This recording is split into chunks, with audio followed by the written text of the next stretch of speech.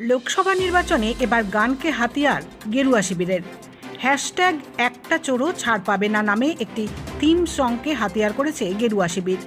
সেই থিম সংয়ের আজ আনুষ্ঠানিক উদ্বোধন করা হলো শিলিগুড়ি সাংগঠনিক জেলা বিজেপি কার্যালয়ে। উদ্বোধনী অনুষ্ঠানে উপস্থিত ছিলেন গানটির কথা ও শিল্পী সন্তু দাস, ভারতীয় জনতা যুব মোর্চা শিলিগুড়ি সাংগঠনিক জেলা সভাপতি অরিজিৎ দাস সহ বিজেপি যুব মোর্চার অন্যান্য কার্যকর্তারা। আসন্ন লোকসভা নির্বাচনে পরপর দুবার উত্তরবঙ্গে ভালো ফল করেছে বিজেপি। একইভাবে তৃতীয়বারও লোকসভা নির্বাচনে বিজেপি সেই জয়ের ধারা অব্যাহত রাখতে বিরোধী শিবিরকে নানাভাবে কোণঠাসা করা সহ রণকৌশল চালিয়ে যাচ্ছে। পাশাপাশি থেমে নেই বিরোধী দলগুলিও। রাজ্যে মূল প্রতিদ্বন্দ্বী বিজেপি ও তৃণমূল কংগ্রেস। রাজ্যের শাসনভার তৃণমূল কংগ্রেসের ওপর। তবে গেরুয়া শিবিরের হাত থেকে লোকসভা নির্বাচনে গতবারের জয়লাভ করা আসন ছিনিয়ে নিতে চেষ্টার কসুর করছে না ঘাসফুল শিবির। একইভাবে বাম কংগ্রেস জোটও সর্বশক্তি দিয়ে ঝাঁপিয়ে পড়েছে। এক এক রাজনৈতিক দলের এক এক রকম রণকৌশল ও হাতিয়ার রয়েছে। বিজেপি যুব মোর্চা এবার লোকসভা নির্বাচনে হাতিয়ার করেছে একটি থিম সংকে। সোশ্যাল মিডিয়ায় এই থিম সং ছড়িয়ে দিতে ইতিমধ্যেই নানা কৌশল অবলম্বন করেছে বিজেপি। ভারতীয় জনতা যুব মোর্চা শিলিগুড়ি সাংগঠনিক জেলা সভাপতি অরিজিৎ দাস জানান, 2024 লোকসভা নির্বাচনকে সামনে রেখে ভারতীয় যুব মোর্চা শিলিগুড়ি সাংগঠনিক জেলার পক্ষ থেকে একটা চোরও ছাড় পাবে না হ্যাশট্যাগে একটা মুহিম চালাচ্ছে। সেই মুহিমকে সামনে রেখে একটা গানের ভিডিও করা হয়েছে, যে ভিডিওতে বিজেপি কার্যকর্তারা রয়েছে। মূলত তৃণমূলের অপশাসন ও দুর্নীতি, সন্দেশখালির ঘটনা থেকে শুরু করে সারা রাজ্যের দুরবস্থাকে গানের ভিডিওর মধ্য দিয়ে তুলে ধরা হয়েছে। বিজেপির সোশ্যাল মিডিয়ার সমস্ত পেজে হ্যাশট্যাগ একটা চোরও ছাড় পাবে না গানটি পাওয়া যাবে। পাশাপাশি হ্যাশট্যাগ একটা চোরও ছাড় পাবে না লিখলেই ভিডিও চলে আসবে। তিনি আরও জানান, গানটির কথা ও শিল্পী সন্তু দাস বিজেপি যুব মোর্চা জেলা কমিটির অন্যতম সদস্য। ভিডিওটি 3 মিনিট 51 সেকেন্ডের।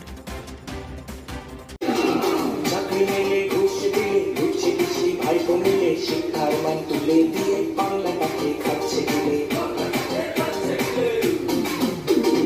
বাংলা এবার হিসাব নেবে, ঘাস ফুল উপরে দেবে, দেশের মুখোশ খোলা হবে, ভাই প্রতিভার জেলে রবে।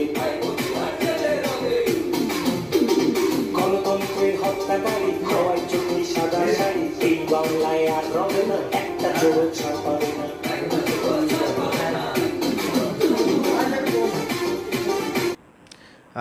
আমরা এই নির্বাচনকে সামনে রেখে, লোকসভা নির্বাচন 2024কে সামনে রেখে ভারতীয় জনতা যুব মোর্চা শিলিগুড়ি সাংগঠনিক জেলার পক্ষ থেকে একটা চোরও ছাড় পাবে না হ্যাশট্যাগে আমরা একটা মুহিম চালাচ্ছি।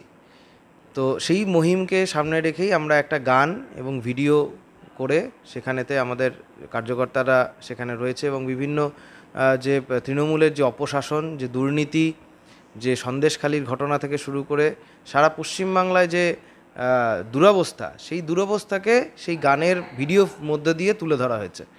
আর হ্যাশট্যাগ একটা চোরও ছাড় পাবে না, এই হ্যাশট্যাগ একটা চোরও ছাড় পাবে নাতে আপনারা যে কোনো সোশ্যাল মিডিয়ার Bharatiya Janata Yuva Morcha BJYM Siliguri page, BJP official page, এছাড়াও অন্যান্য সমস্ত সোশ্যাল মিডিয়াতে ইউটিউব, টুইটার, ইনস্টাগ্রাম সমস্ত জায়গাতেই আপনারা এই হ্যাশট্যাগ একটা চোরও ছাড় পাবে না লিখলেই এই গান আপনারা দেখতে পারবেন, এই ভিডিও আপনারা দেখতে পারবেন।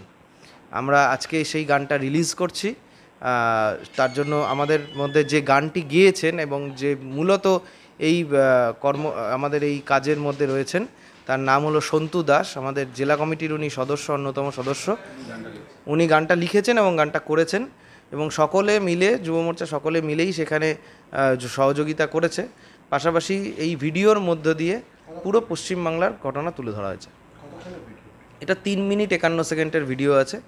আমি সকলকে আগ্রহ করব, আপামর জনসাধারণ, শুধু দার্জিলিং লোকসভা নয়, আপামর পশ্চিমবাংলা সমস্ত জনসাধারণকে অনুরোধ করব, হ্যাশট্যাগ একটা চোরও ছাড় পাবে না তে সরাসরি আপনারা সোশ্যাল মিডিয়ায় দেখুন এবং ভিডিওটা নিয়ে সকলকে ছড়িয়ে দিন, সকলের মধ্যে ছড়িয়ে দিন, মানুষের মধ্যে ছড়িয়ে দিন।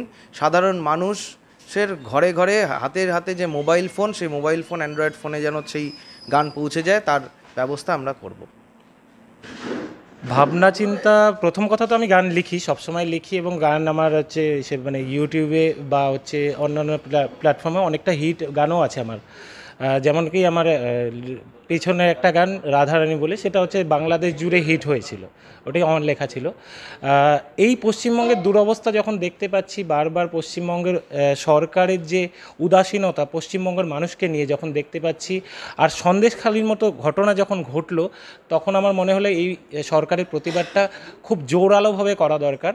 এবং সেই প্রতিবাদটা শুধুমাত্র আমাদের মধ্যে সীমাবদ্ধ না রেখে যদি মানুষের কাছে পৌঁছাতে হয়, তাহলে গানের থেকে ভালো ভাষা আর হতে পারে না। আর সেই জন্যই আমার লেখা। তারপরে আমার লেখাটাকে নিয়ে আমাদের দেবার্ঘ বাগচি দা আছে, এই দাদাকে দেখানো, এবং সেটা তিনি কম্পোজ করে আমরা গানটা তারপরে করলাম। আমার নাম সন্তু দাস। এই গানটাতে বার্তা বলতে আমরা পশ্চিমবঙ্গের মানুষকে জানাতে চাইছি যে পশ্চিমবঙ্গের মানুষ দেখুক এই 10 বছরে পশ্চিমবঙ্গের সরকার, যাকে আমরা তৃণমূল বলবো না, তৃণমূলের নামটা নেওয়া হয়েছে, কিন্তু আমরা অ্যাকচুয়ালি হচ্ছে বলতে যাচ্ছি তৃণমূল তো নয়, উনি তো তৃণমূলের সরকার চালাচ্ছেন না আমাদের দিদি, উনি পশ্চিমবঙ্গের সরকার চালাচ্ছে, পশ্চিমবঙ্গের মানুষের সরকার চালাচ্ছেন। সেই মানুষের সাথে কতটা অবহেলা করছেন সেটা আমরা দেখানোর চেষ্টা করেছি এবং গানের মাধ্যমে।